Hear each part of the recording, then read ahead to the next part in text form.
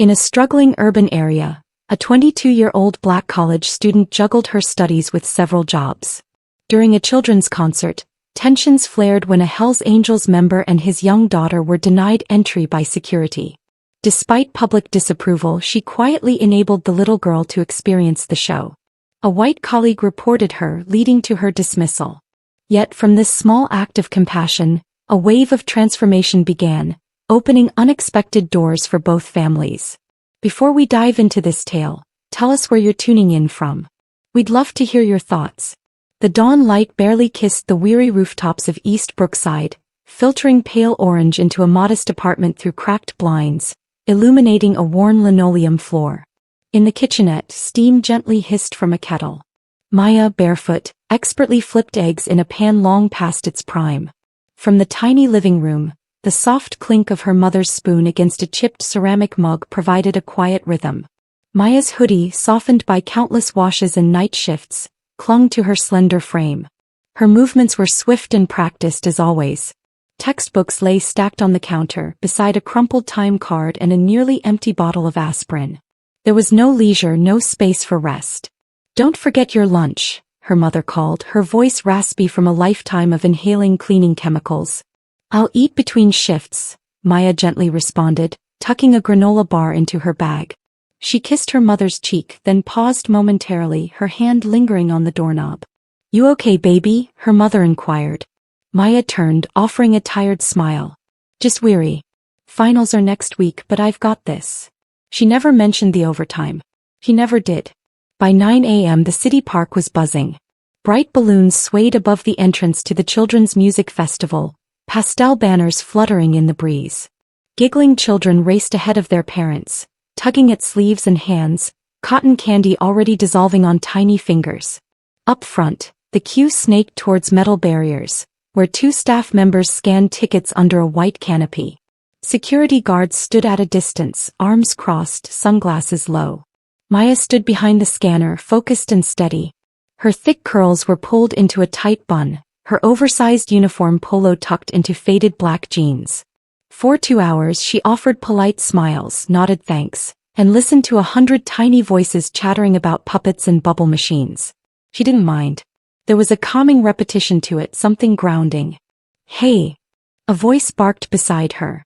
Tom White, in his 30s, always chewing something he never shared, nudged her with his elbow. "What?" Maya glanced over without missing a beat. "Take the front left group. They're causing a hold-up." "Already on it." Tom smirked as if he were doing her a favor, then turned away. Maya took a deep breath, counted to 3 and kept working. Then the atmosphere shifted. It wasn't a sudden noise, just a profound heaviness. Maya sensed it before she saw it. A palpable tension in the crowd. Subtle shuffling, eyes darting sideways, conversations abruptly hushed. A burly, weathered man approached, carrying a small girl. His presence was undeniable. A black leather vest adorned with patches, faded denim, and a dense tattoo sleeve stretching from his neck to his knuckles. The words "Hells Angels" arced across his back like a warning. But the little girl, no more than 8, had chestnut hair in a loose ponytail, a pink tutu over leggings, her eyes wide as she took in the balloons, the colors, the stage beyond the gate. Maya's heart tightened. Some mothers pulled their children closer. One family completely exited the line. Tom saw it too. He stiffened, then stepped forward with practiced animosity. "No entry," he stated flatly. Rick, the biker, paused, his voice calm and deliberate. "I bought the tickets online. Just here for the music." Tom crossed his arms. "Doesn't matter. Rules prohibit club members. Hells Angels are banned from public gatherings like this. I'm not wearing colors. It's just a jacket." Rick gestured to his daughter. "She's the one who wants the show, not me." Tom's lip curled. "Nice try. You people always have an excuse, but we're not risking a scene. Not with families." "You people," Maya interjected before she could stop herself. Tom didn't turn to her. "Don't start, Maya." She stepped forward, her voice firm. "He's not causing trouble. He has a child. Just let them through. I'll keep an eye on them." Tom finally faced her, his eyes cold. "You'd like that, wouldn't you? Bikers and, well, birds of a feather." Maya's jaw clenched, her fists tightening at her sides, but she refused to engage. Not today. Not here. Rick gently lowered his daughter to the ground. Emily clutched his leg, confused and anxious. Tom was already signaling a nearby security guard. Maya turned to her coworker, whispered something, handed off the scanner and left her post. Outside the gate, Rick was adjusting Emily's sweater when Maya jogged up behind them. "Wait," she said. He turned skeptical. "I'm sorry about that," Maya said, her voice softer now. "I didn't want her to miss this. It's not right." Rick studied her for a moment. He looked tired, not just physically but deeper. Then he said, "People like me, we get used to doors closing. Just didn't think it would slam in her face too." Maya knelt to Emily's eye level. "What's your name, sweetheart?" "Emily," the girl whispered. Maya smiled. "Hi, Emily. I'm Maya. Would you wait here with your dad a little longer? I have an idea." Emily blinked. "Will we get to see the music?" Maya looked at Rick, then nodded. "I hope so," she said and turned back toward the gates, her steps quiet but resolute. Maya stood beneath the crooked shadow of a canvas tarp that lazily flapped in the early breeze, stretched between steel poles behind the east gate, where most guests never ventured. The hum of the crowd pulsed beyond the security fences like an orchestra of joy and noise, swelling with every trumpet trill from the stage. But back here, amidst dumpsters and rusted gear bins, it was remarkably still. She turned to Rick and Emily, her voice low and measured. "If you wait here just 15 minutes, I need to finish clearing the last wave at the gate. Once it calms down, I'll come back. I'll take her inside myself through this side path. You won't have to push through the crowd." Rick tilted his head, frowning. "You'd do that?" His tone wasn't skeptical, just cautious, like a man who had learned the hard way not to expect kindness without a hidden cost. Maya nodded. "She deserves to see the show." Her gaze dropped to Emily. "Just wait here behind this tarp, out of sight." He hesitated, looking down at his daughter. Small fingers curled around the worn seam of his jacket. Her face was flushed from the heat, and perhaps from a shame she didn't yet comprehend. Rick's jaw flexed. "I don't want to cause more trouble for you. They already—" "You're not causing anything," Maya said firmly. "This isn't about you. It's about her." Emily's eyes flickered with something Maya couldn't quite identify. Hope perhaps, or a disbelief so pure it still had wings. "Really?" the girl asked, her voice so soft it cracked mid-syllable. "We'll see the music?" Maya smiled and crouched down. "Not we, just you, but yes. 15 minutes. You stay with your dad until then, all right?" Emily nodded, wide-eyed, and hugged her father's side as if afraid the offer might vanish if she moved. Rick exhaled long and slow. "All right," he said. "We'll be here." Maya gave one last look, imprinting the image of them, a guarded man, a hopeful child, before turning on her heel and walking briskly back toward the main gate. Her chest felt tight, not with nerves but with something sharper. Controlled rage, perhaps, or a sadness that had been waiting years to take root. The crowd was thicker now, more families, more children tugging impatiently at ticket stubs, mothers half jogging to keep up. Maya slipped back into her place without a word. The scanner blinked red, then green, then red again, and she worked with mechanical focus, each beep an anchor, grounding her until the line began to thin. Beside her, Tom glanced over. "Thought you took a break." "Had to use the bathroom," she replied curtly. He narrowed his eyes but didn't press. "That was fine. Let him stew." By the time the last ticket holders had filtered through, the sun had climbed higher, brushing gold over the carnival flags and inflatables. The announcer's voice echoed through the trees. "Please take your seats. The performance begins shortly." Maya handed her scanner to a colleague. "Cover me a minute." The girl blinked, then nodded, surprised. Maya didn't wait for questions. She cut left through the vendor alley, past popcorn carts and balloon stands, then behind the generator tent. The backstage access tunnel, normally ignored during kid events, was wide open. She ducked behind a stack of prop crates, her heart pounding now, not from fear but the immense weight of responsibility. She was gambling her job. She knew it. But some things were worth more than a paycheck. Behind the canvas tarp, Rick was still there. Emily sat cross-legged on the grass, humming to herself in a voice only she could hear. "They let you leave?" Rick asked quietly. "They didn't notice." Maya extended a hand toward the girl. "Ready?" Emily stood and slid her small fingers into Maya's without hesitation. Rick knelt down, his voice thick with emotion as he kissed his daughter's forehead. Be good. Stay close to her. I'll be right here. Emily nodded. Promise. Maya led her through the tarp into the maze of back alleys behind the stage, down a corridor of forgotten lawn chairs and mop buckets until they reached a gap in the fence that opened directly into the far left side of the audience area. From there, the show was just a few steps away. As they approached, a new burst of music erupted from the stage, bright, childish, jubilant. Maya glanced down to see Emily's face transformed, illuminated by wonder, color, and sound. The girl froze for a second, mouth agape in awe, then smiled so wide it seemed her cheeks might ache. For that moment, all Maya could think was, this is what she should remember. Not the gate, not the stairs. This. And for now at least they had 15 minutes. The music was loud but not overwhelming, light-hearted, whimsical, filled with the laughter of children who had no idea how much the world could wound. From their quiet corner behind a row of plastic chairs and discarded popcorn bags, Maya sat beside Emily like a gentle sentinel. Emily clapped her hands to the beat, her lips moving in sync with a song she clearly knew by heart. Her cheeks flushed with joy, eyes wide, body swaying, as if her soul had discovered a rhythm it had long awaited. For the first time that morning, Maya allowed herself to breathe. She watched the little girl and something within her eased, not because things were perfect, far from it, but because for this brief sliver of time, kindness had carved a space through all the noise and it profoundly mattered. She didn't see Tom at first, she only felt the air suddenly thicken, like a cold front slipping in behind her. When she turned and saw him standing near the aisle, his arms stiff, jaw clenched, eyes fixed on her like a loaded gun, her stomach sank.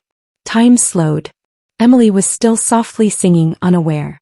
But Maya could already foresee the inevitable outcome. Tom didn't yell. He didn't need to. He stepped forward, knelt slightly, looked Emily over with a smile so thin it could slice glass, then turned to Maya. You left your post, he said quietly, almost pleasantly. Brought her in after she was turned away. That about right. Maya stood slowly, shielding Emily with her body, though she knew it was futile. She's not causing trouble. We're sitting out of the way. No one's even noticed. Tom tilted his head. Well, someone did. Me. Before Maya could speak again, the event manager appeared. Mid-40s, pressed slacks, shirt too tight at the collar, and a perpetual expression of inconvenience. He looked at Maya as if she were a blemish on his carpet. Is this her? He asked. Tom nodded once. The manager wasted no time. You're done. I'm sorry. Maya asked, her heart pounding. You're done, he repeated louder. Take the child, leave the area, and don't come back. You're terminated. Maya opened her mouth, but no words emerged. She glanced down at Emily, whose singing had stopped. The girl was looking up at her now with quiet confusion, as if she'd missed a line in a story and couldn't understand why the ending had changed. Maya nodded slowly and tightly, her lips pressed into a thin line. She didn't argue, didn't plead. What would have been the point? The decision had been made before they even walked over. She turned to Emily and held out her hand. Time to go, sweet girl. Emily didn't ask why. She simply reached out, her small fingers slipping into Maya's palm, trusting and light.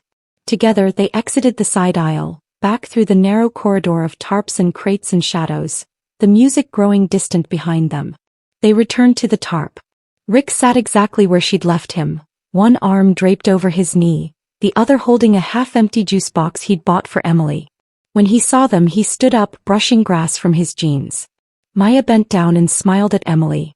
You were amazing in there, she said softly. Really brave. You should be proud. Why did we leave so soon? Emily asked, frowning slightly. Maya glanced toward Rick, then back at the girl.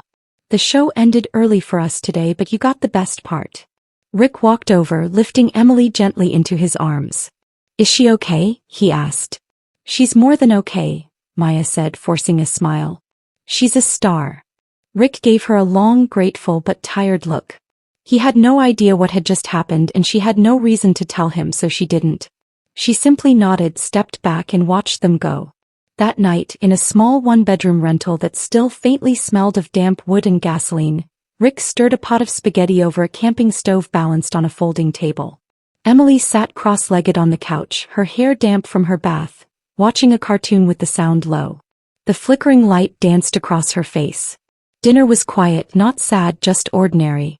Rick asked about the songs and Emily answered between bites, giggling about a performer dressed as a giant bee who tripped over a bubble machine. When her plate was empty, she excused herself and curled under the mismatched blankets in the corner where her bed was set up. Rick washed dishes slowly, letting the warm water run longer than needed, trying not to dwell too much on the day. He was truly grateful. Maya hadn't needed to do anything, but she had, and it had mattered profoundly. As he turned off the faucet, he heard her voice. "Daddy." He dried his hands and stepped into the room. "Yeah, She sat upright in bed, eyes drowsy but uncertain. "That man with yellow hair," he yelled at Maya. Rick blinked. "What do you mean?" Emily pulled the blanket to her chin.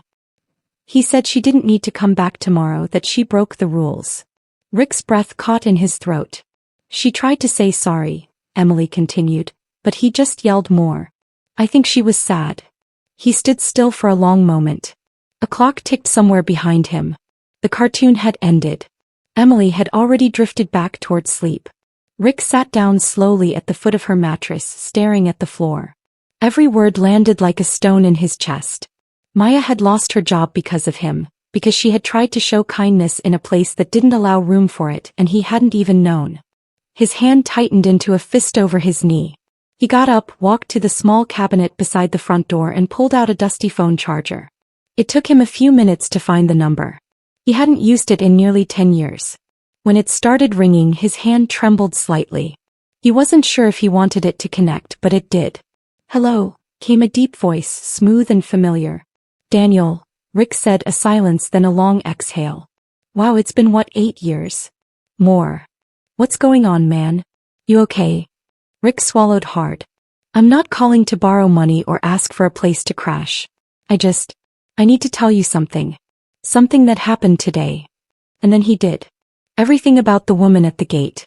The judgment, the insult, the girl who stepped in not knowing him, not owing him, who risked her job and lost it for a child she'd never met. When he finished, the line was silent for a moment. Then Daniel said, low and steady, "Send me her address tomorrow." Rick closed his eyes. "I'll take care of the rest." The door creaked softly as Maya stepped inside, the day's heavy burden clinging to her clothes like soot. Her sneakers scraped the scuffed linoleum as she set down her bag, careful not to let it thud. She didn't want questions. Not tonight. Her mother looked up from the kitchen table, her eyes narrowing with quiet concern. "You're home early?" Maya kept her gaze down, her voice barely above a whisper. The event ended sooner than expected. That was all she offered. Her mother didn't press.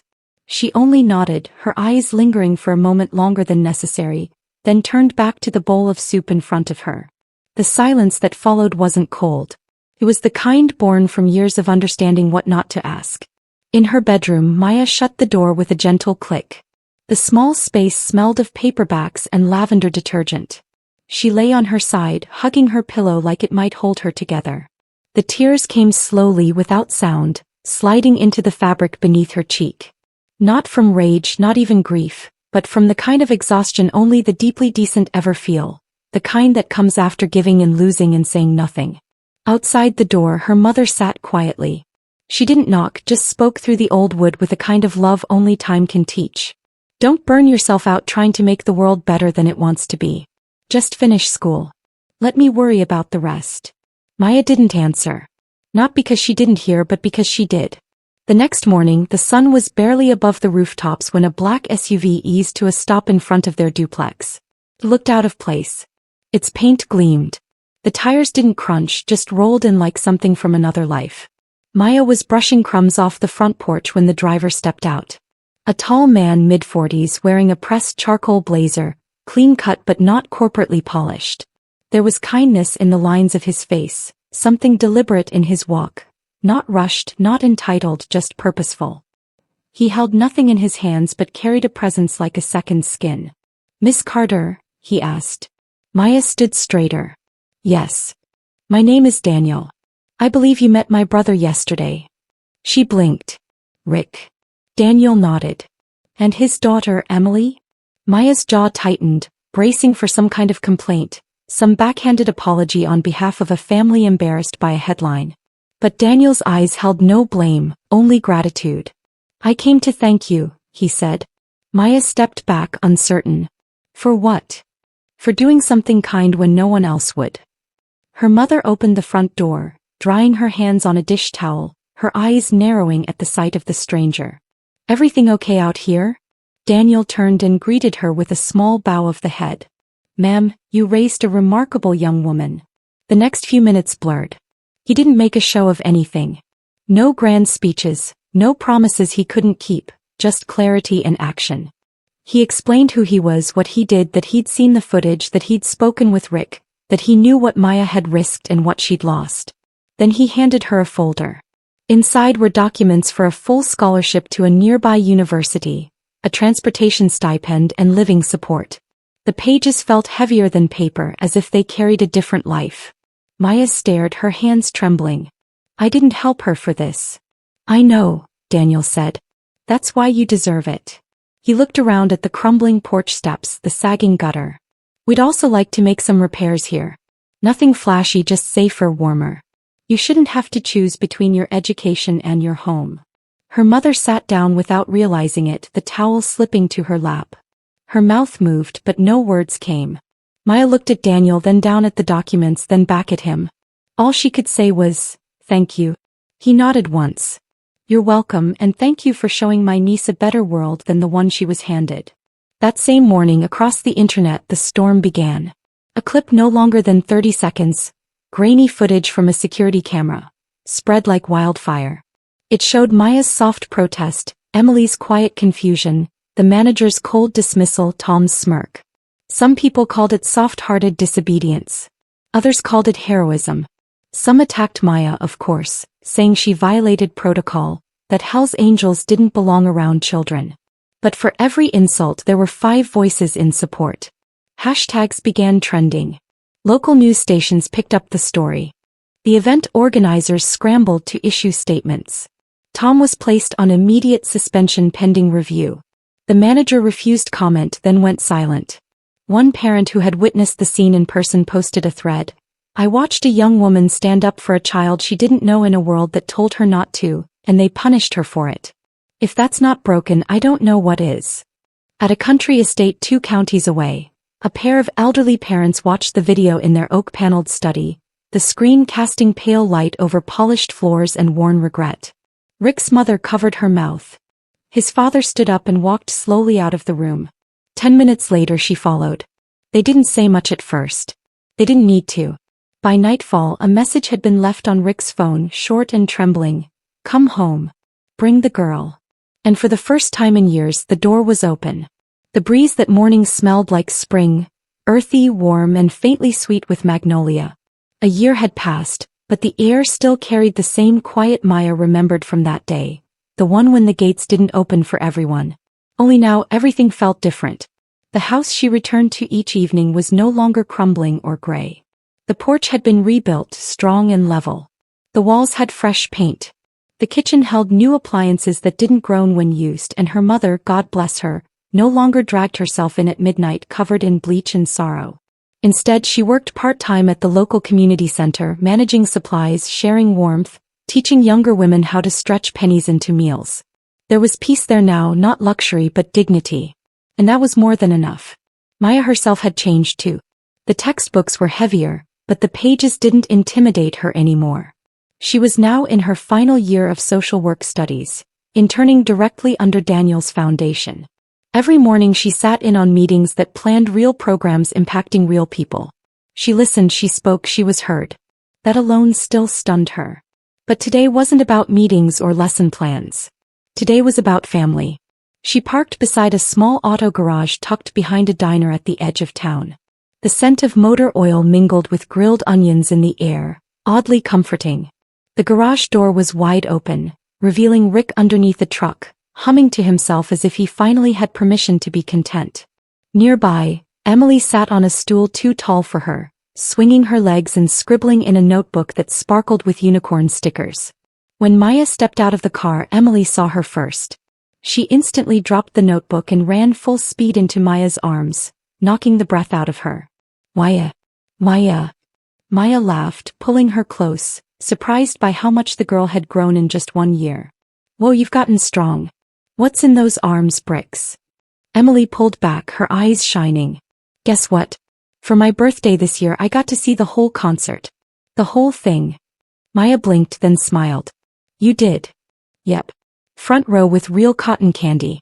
And nobody told us to leave. Rick had emerged now, wiping his hands on a rag, watching from a short distance with a smile that didn't need to be grand to be genuine.